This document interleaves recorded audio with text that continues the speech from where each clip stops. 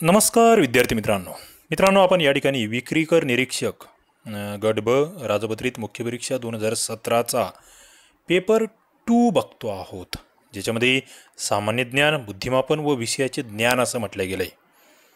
थोडंसं सुरुवातीला 1-2 मिनिट थोडंसं प्रास्ताविक स्वरूपात काही बाबी तुमच्याशी या ठिकाणी डिस्कस करतो. मित्रांनो, हा जो पेपर होता याच्यामध्ये भूगोलावर त्या ठिकाणी 6 प्रश्न आलेले होते.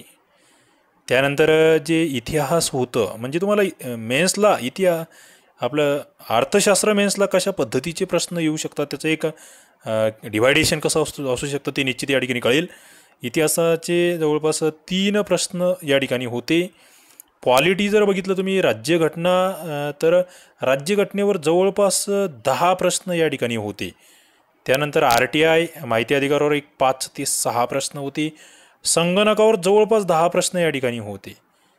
आणि पुढे मग इकॉनॉमिक्सवर जवळपास 50 प्रश्न आणि करंट अफेअर्सवर 10 प्रश्न, अशा स्वरूपाचं हे ॲनालिसिस होतं.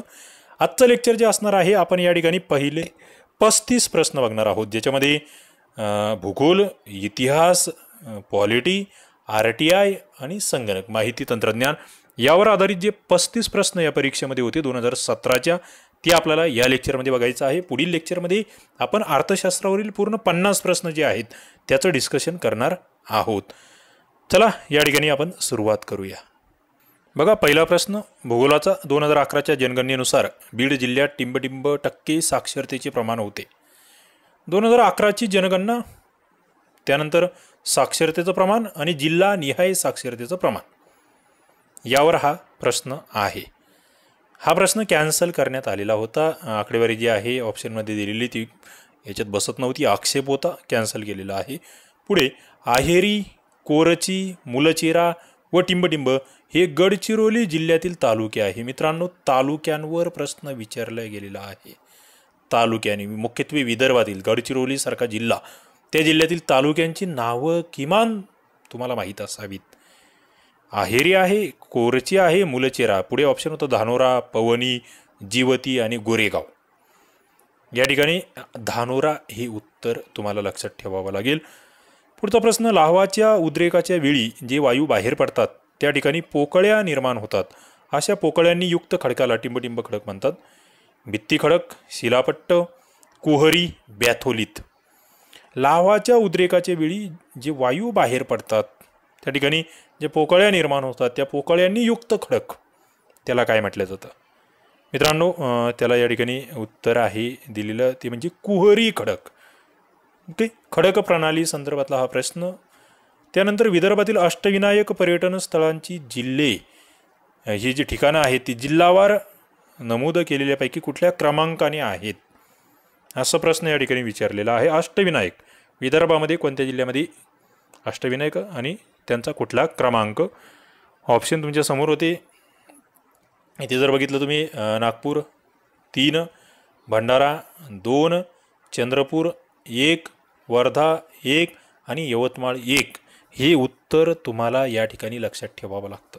विदर्भातील अष्टविनायक स्थळे, विदर्भातील अष्टविनायक बोलतोय, थोडंसं व्यवस्थित विचार करावा लागेल. आपले रेग्युलर अष्टविनायक नव्हे, विदर्भातील अष्टविनायक. जरा सर्चिंग करा, थोडंसं पुस्तकं बघा, तुम्हाला याचं उत्तर सापडेल. पुढे, हिंगोली जिल्ह्याला कोणत्या जिल्ह्याची सीमा नाही? हिंगोली सीमा, जिल्हे आणि त्यांना लागून असलेले जिल्हे तुम्हाला माहीत असले पाहिजे. बीड, परभणी, नांदेड आणि वाशिम. 5 नंबरचा प्रश्न, उत्तर काय? हिंगोलीचा नकाशा डोळ्यासमोर आणा. हिंगोली लागून परभणी आहे, कारण की परभणी आणि हिंगोली एकमेकातून, परभणीमधून हिंगोली हा नवीन जिल्हा तयार झाला आहे, त्याच्यामुळे 2चा विषयच नव्हता. नांदेडही आहे हिंगोलीला लागून, वाशिमही आहे लागून, मात्र बीड जिल्ह्याला हिंगोलीची सीमा नाही. पुढे, टिंबटिंब ही जगातली पहिली धरणविरोधी चळवळ होती. जगातली पहिली. भीमथडी सत्याग्रह, नर्मदा सत्याग्रह, मुळशी सत्याग्रह, चिरनेर सत्याग्रह. जगातील पहिली. उत्तर आहे मुळशी सत्याग्रह. कधी ही चळवळ चालू झाली आणि कोणाच्या नेतृत्वाखाली झाली, दोन्हींची उत्तर तुम्हाला देता आली पाहिजे. निश्चित कमेंट बॉक्समध्ये या उत्तराची वाट बघतोय. मित्रांनो, आपण PSI, STI, ASO याचे सगळे पूर्व मुख्य परीक्षेचे पेपर या ठिकाणी डिस्कस करतो आहोत. याच्या संदर्भातले विविध लेक्चर्स आपण घेतो आहोत. त्याच्यानंतर याच्या संदर्भातले वेगवेगळे जे काही पॉईंट आहेत तेही आपण सातत्याने कव्हर करतो आहे आणि सगळे लेक्चर्स सगळे विषयांचे तेही आपल्याकडे अवेलेबल आहेत. त्यासाठी तुम्हाला STI-RCP नावाचं आपलं जे ॲप्लिकेशन आहे ते डाउनलोड करावं लागेल.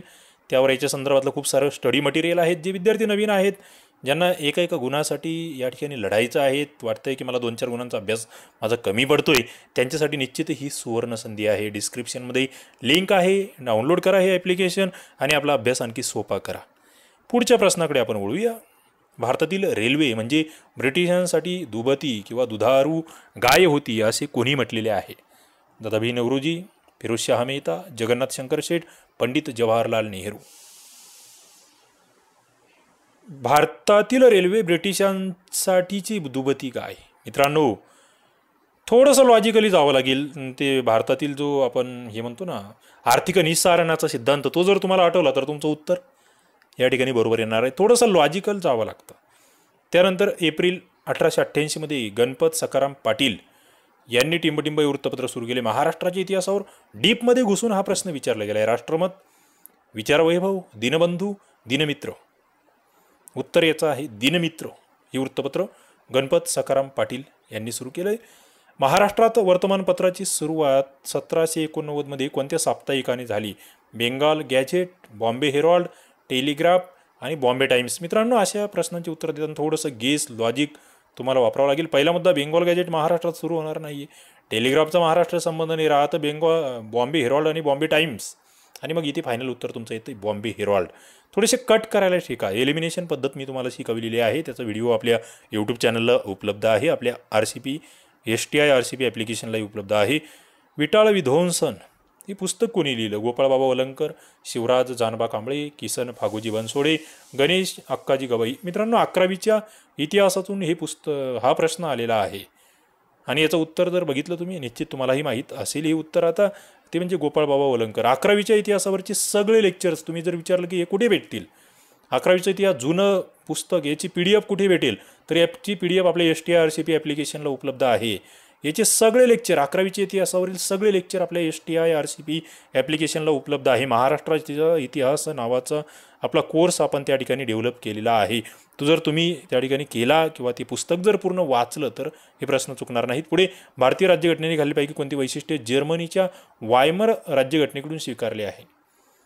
वायमर राज्यघटना जर्मनीकडून. थोडक्यात, केंद्रसत्ता प्रबळ असलेल्या संघराज्याची संकल्पना, राष्ट्रपतीच्या निवडणुकीची पद्धत, प्रजासत्ताक आणि न्यायाची संकल्पना, राष्ट्रीय आणीबाणीच्या काळात मूलभूत अधिकाराच्या निलंबनासंबंधीच्या तरतुदी.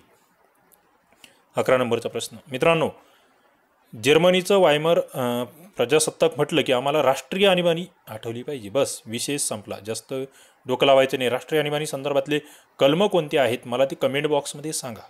कलम मला सांगा निश्चित. राष्ट्रपतीच्या निवडणुकीच्या पद्धतीचं कलमही तुम्हाला माहीत असलं पाहिजे. ओके, पुढे मी जातोय. आणि हे न्यायाची संकल्पना, प्रजासत्ताक, न्याय या संकल्पना आपण कोणत्या देशाकडून घेतल्या? हाही महत्त्वाचा प्रश्न तुमच्यासाठी होऊ शकतो. त्यानंतर, राज्याच्या धोरणाची मार्गदर्शक तत्त्वे, ज्याला आपण DPSP म्हणतो, directive principle of state policy, या बाबतीत कोणते विधान बरोबर नाही? आता मित्रांनो, याची उत्तरं द्यायची असतील, आपण STI मेन्सचा पेपर देतो, याचा अर्थ आपण अधिकारी होण्यासाठी निघालेलो आहे. आम्हाला ते ऑप्शन्स व्यवस्थित वाचता आले पाहिजे. भारतीय राज्यघटनेत 4थ्या विभागात समाविष्ट असलेल्या तरतुदी न्यायालयाद्वारे अंमलात येऊ शकत नाहीत. दुसरं, मार्गदर्शक तत्त्वे ही देशाचे शासन करण्याकरता मूलभूत स्वरूपाची आहेत. तिसरं, मार्गदर्शक तत्त्वे ही न्यायिक नाहीत आणि म्हणून ती न्यायालयांना कायद्याची घटनात्मक वैधता तपासताना आणि ठरविताना मदत करू शकत नाहीत. आणि चौथं, कायदे करताना ही तत्त्वे लागू करणे राज्याचे कर्तव्य असेल. 12 नंबरचा प्रश्न. उत्तर काय? कोणतं बरोबर नाही? पहिलं बरोबर आहे, 4था विभाग, यस, मात्र न्यायालयाद्वारे अंमलात आणता येऊ शकत नाही. दुसरं, मार्गदर्शक तत्त्वे देशाचे शासन करताना मूलभूत स्वरूपाची आहेत, बरोबर. तिसरं, ही न्यायिक नाहीत म्हणून ते न्यायालयांना कायद्याची घटना, या ठिकाणी हा मुद्दा फार महत्त्वाचा आहे. तिसरं विधान हे चुकीचं आहे. चौथं, कायदे करताना ही तत्त्वे लागू करणे राज्याचं कर्तव्य असेल. कर्तव्य म्हटलं गेलं आहे. ओके, 12चं उत्तर जर या ठिकाणी बघितलं तुम्ही तर तिसरं विधान हे चुकीचं आहे. पुढे मी जातोय. खालीलपैकी कोणती विधान चुकीचे आहे? पहिलं विधान, भाषिक अल्पसंख्य समुदायातील बालकांना प्राथमिक शिक्षणाच्या टप्प्यावर मातृभाषेत शिक्षणाची पुरेशी सोय पुरविण्यात यावी असे निर्देश संविधानाने दिलेले आहेत. दुसरं धर्म, वंश, जात, भाषा यापैकी कशाच्या आधारे राज्याच्या किंवा राज्याचे अनुदान घेणाऱ्या कोणत्याही शिक्षण संस्थेला कोणालाही प्रवेश नाकारता येणार नाही जर राज्याचं अनुदान घेत असेल. तिसरं, शैक्षणिक संस्थेला अनुदान मंजूर करताना केवळ तिचे व्यवस्थापन हे अल्पसंख्याक समाजाचे आहे या कारणास्तव राज्य भेदभाव नाही करू शकत. 13 नंबरचा प्रश्न, चुकीचे कोणते? बघा, पहिलं बरोबर आहे, मातृभाषेतून शिक्षण. दुसरं, धर्म, वंश, जात याच्या आधारावर प्रवेश नाकारता येणार नाही. तिसरं, अल्पसंख्याक आहे म्हणून त्यांना भेदभाव करता येणार नाही. चुकीचं एकही नाही आहे, म्हणून या ठिकाणी ऑप्शनकडे जर बघितलं तर यापैकी नाही. 4 नंबरचं उत्तर आपलं येतं आहे. पुढे 14 नंबरचा प्रश्न, अनुच्छेद 262 अन्वये कायद्याद्वारे आंतरराज्यीय नदीच्या पाण्यासंबंधी वादाच्या निवाड्याकरिता तरतूद करण्याचा अधिकार संसदेला आहे. पाणी विवाद अधिनियम 1956 आंतरराज्यीय नदीच्या पाण्यासंबंधी वादाच्या निवाड्याकरिता न्यायाधिकरण स्थापन करण्याचा अधिकार केंद्र सरकारला आहे. 14 नंबरचा प्रश्न. मित्रांनो, जुन्या प्रश्नपत्रिका वाचताना आपल्याला सगळ्यात महत्त्वाचा मुद्दा आहे की कलम कोणते फोकस केले. बघा, इथे कलम 262 आंतरराज्य नदी पाणी वाटप, ओके, संसदेचा अधिकार, आणि पाणी विवाद अधिनियम 1956 हे फोकस केले आहेत. दोन्ही विधानं बरोबर आहेत. थोडंसं आम्हाला महत्त्वाचे मुद्दे कॅचअप करावे लागतील, ते लक्षात ठेवावे लागतील. पुढे मी जातोय, महाराष्ट्रातील पंचायत राज समितीबाबत विधाने विचारात घ्या असं म्हटलं गेलं होतं. पंचायत राज समिती. 15 नंबरचा प्रश्न. या ठिकाणी पहिलं होतं तिचे 29पेक्षा जास्त सदस्य असणार नाहीत. 20 विधानसभेतील, 9 विधान परिषदेतील. दुसरं, तिचे 25पेक्षा जास्त सदस्य असणार नाहीत. 20 विधानसभेतील, 5 विधान परिषदेतील. तिसरं होतं विधानसभेतील नामनिर्देशित होणाऱ्या 20 सदस्यांपैकी 2 अनुसूचित जाती आणि 2 अनुसूचित जमातीतील असले पाहिजे. मग खाली ब क काय बरोबर ते. 15 नंबरचा प्रश्न उत्तर जर बघितलं आपण तर इथे हे जे 29पेक्षा जास्त आहे ना हे चुकीचं होतं. हे 25पेक्षा जास्त असणार नाही हा मुद्दा, आणि त्याच्यातही जे विधानसभेतील आहे त्याच्यातील 2 SC आणि 2 STचे असले पाहिजे, एवढं लक्षात ठेवा. पुढे जातोय मी. भारताच्या राष्ट्रपतीच्या निवडणुकीत टिंबटिंब यांच्या मताचे मूल्य हे राज्यागणिक वेगळे असते. राष्ट्रपतीची निवडणूक आहे, याच्यामध्ये मतदान कोण कोण करतं हे तुम्हाला माहीत असलं पाहिजे. पहिला मुद्दा, राष्ट्रपतीची निवडणूक, निर्वाचन गण आपण ज्याला म्हणतोय. मग कोणाचं मूल्य हे वेगवेगळं आहे. लोकसभा सदस्य, राज्यसभा, विधानसभा की वरीलपैकी नाही. लॉजिक आहे, लॉजिक डोकं ठिकाणावर असेल तर याचं उत्तर चुकणार नाही. राज्यगणिक वेगळं, विधानसभा सदस्याचं, लोकसभेचं आणि राज्यसभेत सदस्याचं बदलणारच नाही ना. पुढे, योग्य कथन ओळखा. राज्याचे राज्यपाल हे राष्ट्रपतीद्वारे निर्वाचित केले जातात. राज्यपाल हे महाभियोग प्रक्रियेद्वारे पदच्युत केले जातात. राज्यपाल हे कोणत्या आर्थिक लाभाचे पद धारण करू शकत नाही. योग्य काय आहे बघा, या ठिकाणी जर बघितलं तुम्ही तर तुमच्या लक्षात येईल की योग्य कथन निवडायची सांगितलेली आहे. 17 नंबरचा प्रश्न, राष्ट्रपतीद्वारे निर्वाचित आहे का राज्यपाल? हा एक पहिला मुद्दा आहे, महत्त्वाचा मुद्दा आहे. मित्रांनो, फसवलेला आहे इथे. बरेच जण इथे म्हणतील राष्ट्रपतीद्वारे, बस बस बरोबर आहे. नाही, इथे निर्वाचित म्हटलंय, नियुक्त पाहिजे होतं, म्हणजे पहिलं विधान चुकलं. दुसरं, महाभियोग आहे का? नाही आहे, दुसरंही चुकलं. तिसरं, आर्थिक लाभाचे पद, यस, तिसरं बरोबर आहे. फक्त क फार घोळ्या, सोपं नाही आहे, मुख्य परीक्षा पास व्हायची आहे. पुढे, विधान विचारात घ्या. मूलभूत कर्तव्यांची नोंद मूळ राज्यघटनेत करण्यात आली नव्हती.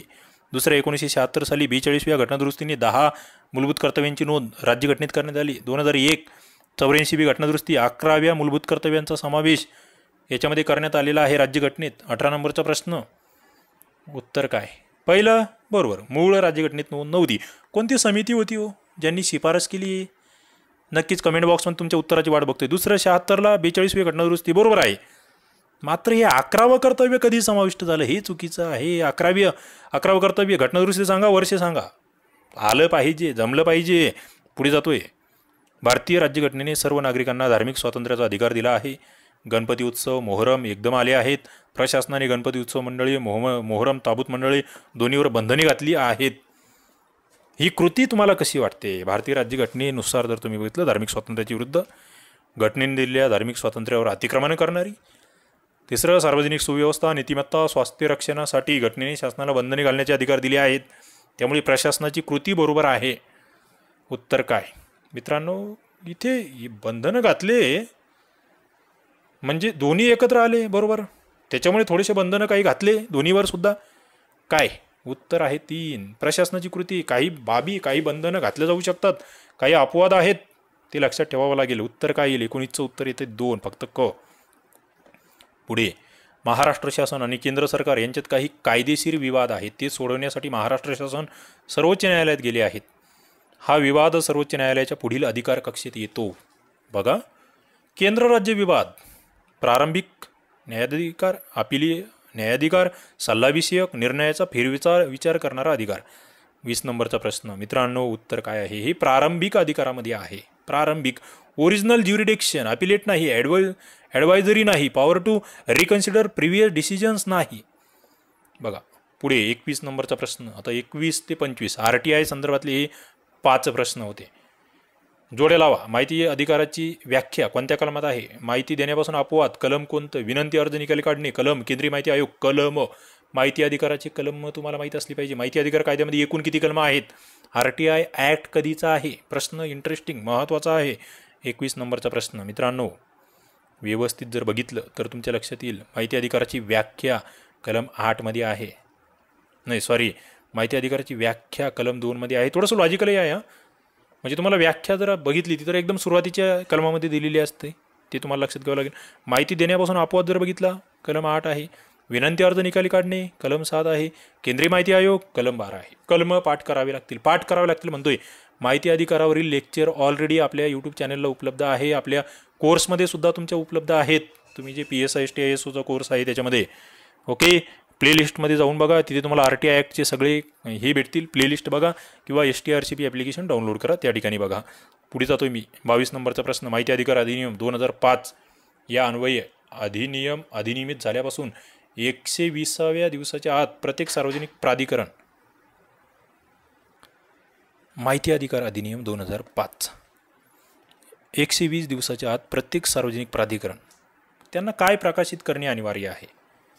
आपली रचना, कार्य, कर्तव्य, आपल्या अधिकाऱ्यांची आणि कर्मचाऱ्यांची निर्देशिका, आपल्या अधिकाऱ्यांचे आणि कर्मचाऱ्यांचे संपत्ती विश्लेषण, जनमाहिती अधिकाऱ्यांचे नावे, पदनामे आणि इतर तपशील. 22 नंबरचा प्रश्न. उत्तर काय? रचना, कार्य, कर्तव्य, यस बरोबर. अधिकाऱ्यांची कर्मचाऱ्यांची निर्देशिका, यस बरोबर. त्यांचे नावे, पदनामे, तपशील बरोबर. संपत्तीचं विश्लेषण वगैरे नाही आहे म्हणून क नाही. उत्तर येतं आहे 2 नंबरचं आपलं. पुढे 23 नंबरचा प्रश्न. माहिती अधिकार अधिनियम 2005 अनुसूचीची किती संख्या आहेत? अनुसूची किती आहे त्याच्यामध्ये? 9, 4, 2 की 7? इंटरेस्टिंग आहे मित्रांनो, 2 अनुसूच्या आहेत. 23 नंबरचा प्रश्न. किती? 2 अनुसूच्या आहेत. पुढे माहिती अधिकार अधिनियम 2005च्या तरतुदीप्रमाणे प्रत्येक विभागात नेमलेल्या जनमाहिती अधिकाऱ्याकडे माहिती मागवण्याकरता कोण अर्ज करू शकतो? प्रत्येक नागरिक, परदेशी व्यक्ती, सामुदायिक मंडळ, वरील सर्व. 24 नंबरचा प्रश्न. आणि मला असं वाटतं उत्तर काय? प्रत्येक नागरिकाला हा अधिकार आहे. कोणत्या कलमानुसार? तोही महत्त्वाचा मुद्दा आहे. पुढे राज्य माहिती आयोग पुढील व्यक्तींचा बनलेला असतो. राज्य माहिती आयोग, उच्च न्यायालयाचे न्यायमूर्ती, राज्य मुख्य माहिती आयुक्त, आवश्यक असतील त्याप्रमाणे 5 पेक्षा अधिक नसतील इतके माहिती आयुक्त आणि 10 पेक्षा अधिक नसतील इतके राज्य माहिती आयुक्त. 25 नंबरचा प्रश्न या ठिकाणी बरोबर ओळखायचा आहे. मित्रांनो, उच्च न्यायालयाचे न्यायमूर्ती आहेत का? नाही. राज्य मुख्य माहिती आयुक्त आहे. आवश्यक असतील त्याप्रमाणे 10 पेक्षा अधिक नसतील एवढे राज्य माहिती आयुक्त आहे. म्हणजे ब आणि ड. उत्तर आहे 3 नंबरचं. पुढे आपण जातो आहोत 26 नंबरचा प्रश्न. संगणक परिभाषेमध्ये वापरल्या जाणाऱ्या फॅट या संज्ञेचे पूर्ण रूप कोणते? Fat. File access technology, file allocation table, file application technique, वरील सर्व. 26 नंबरचा प्रश्न. मित्रांनो, उत्तर काय आहे? File allocation table. बघा, फुल फॉर्म्स तुम्हाला माहीत असले पाहिजे. पुढे URL म्हणजे काय? URL wwwचे सॉफ्टवेअर पॅकेज, www वरील रिसोर्सचा पत्ता, इंटरनेट विझार्डची माहिती, लाईव्ह चॅट प्रोग्राम. 27 नंबरचा प्रश्न. URL www वरील रिसोर्सचा पत्ता, त्याला ॲड्रेस म्हटलं जातं. The address of a resource on the world wide web.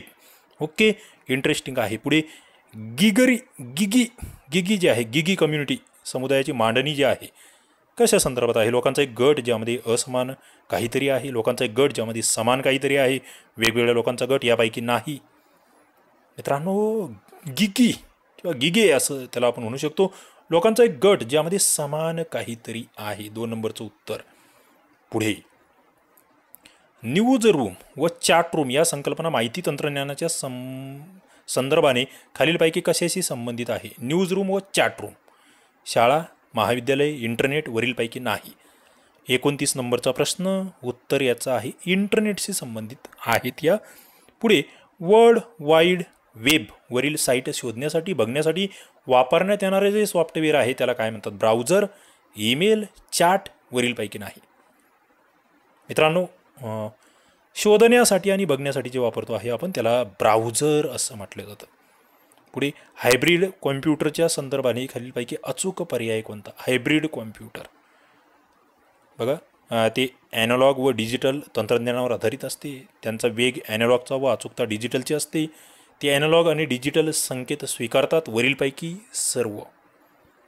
उत्तर काय आहे? वरीलपैकी सर्व. हायब्रिड कॉम्प्युटर संदर्भात तुम्ही काय करा मित्रांनो, खरोखर तुम्हाला सांगतो, याच्या नोट्स काढा तुम्ही. मी जेवढे आता हे लेक्चर्स घेतोय सगळे लेक्चर घेणार आहे. 2010 नंतर जेवढे मुख्य पेपर झालेले आहेत ना, मुख्यचे PSI TSOचे, मराठी व्याकरण असेल, इंग्रजी व्याकरण असेल, याच्यामध्ये GHचे पेपर असतील, सगळे आपण घेणार आहोत. त्याचे पटपट शॉर्ट नोट्स जर तुम्ही काढून ठेवले ना मुख्यच्या, बस संपलं. मग तुम्ही जिंकलात म्हणून समजा. आणि तुम्ही मुख्य पास झाल्याशिवाय जिंकत नसतात. फक्त प्री काढू थकणारी आणि म्हातारे होणाऱ्यांची संख्या फार मोठी आहे महाराष्ट्रामध्ये.